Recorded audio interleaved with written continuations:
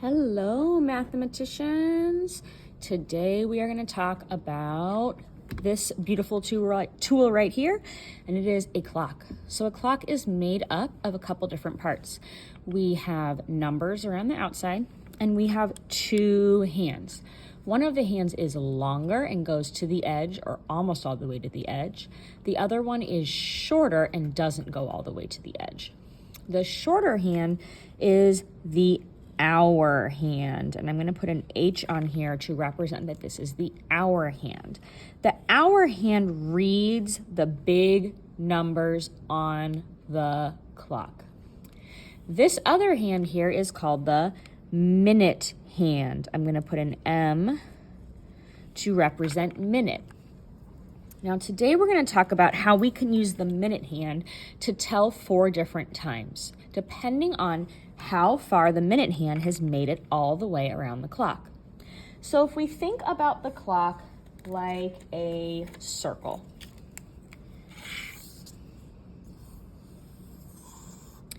and we split our circle up into fractions. These 4 fractions are called fourths. So this is 1/4, 2/4, 3/4, 4/4.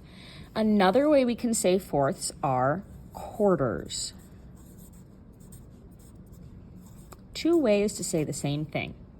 So when the hands move around the clock, they always move in this direction. So 1/4 of the way, 2/4 of the way, or half,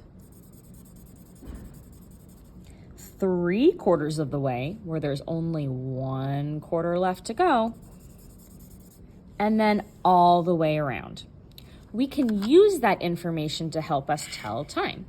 So, after the minute hand has made its first quarter rotation around the clock, we call that quarter after. Another way we would say that, which we're going to learn later, it would be 15. But right now we're going to focus on quarter after. When it's gone halfway around the clock, so from here to here is halfway around that circle, we call this half past.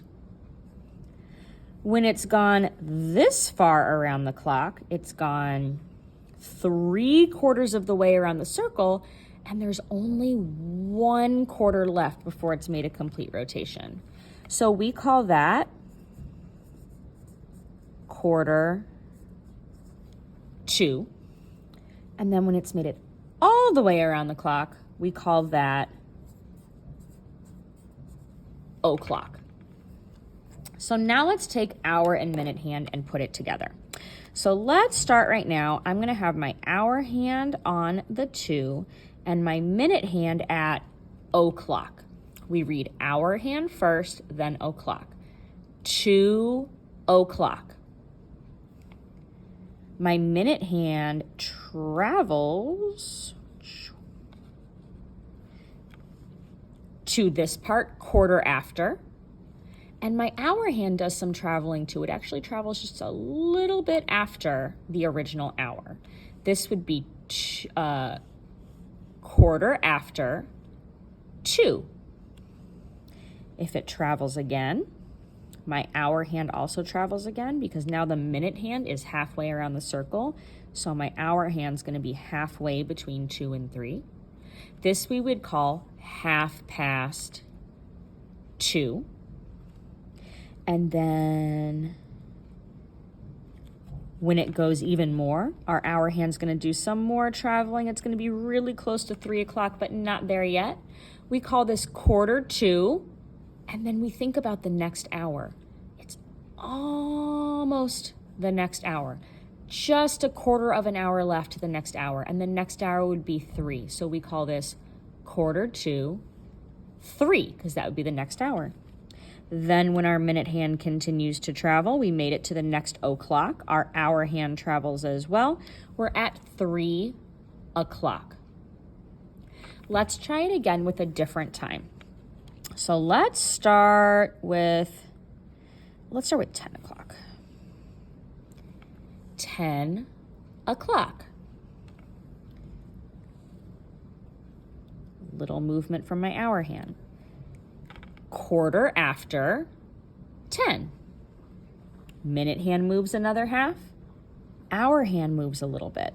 It's halfway in between 10 and 11. Half past 10. My minute hand moves a little more. My hour hand moves. Quarter to, we're almost at 11. Quarter to 11.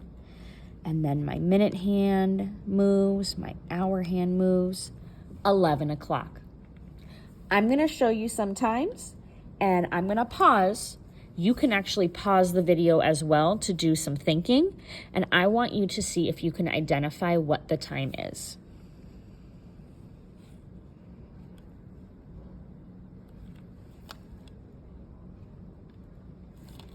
Half past 12.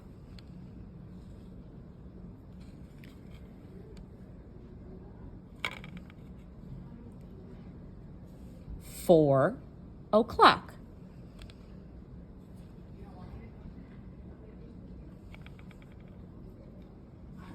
Quarter after 4.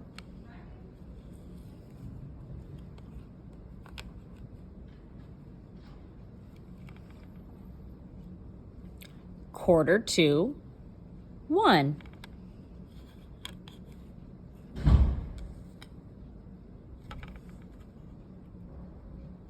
Seven o'clock.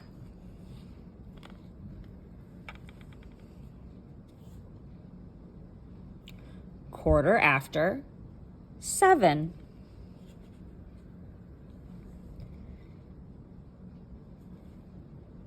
Half past 7.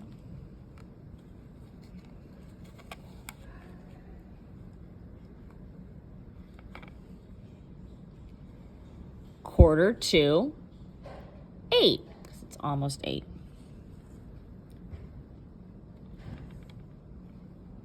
8 o'clock. Nice work.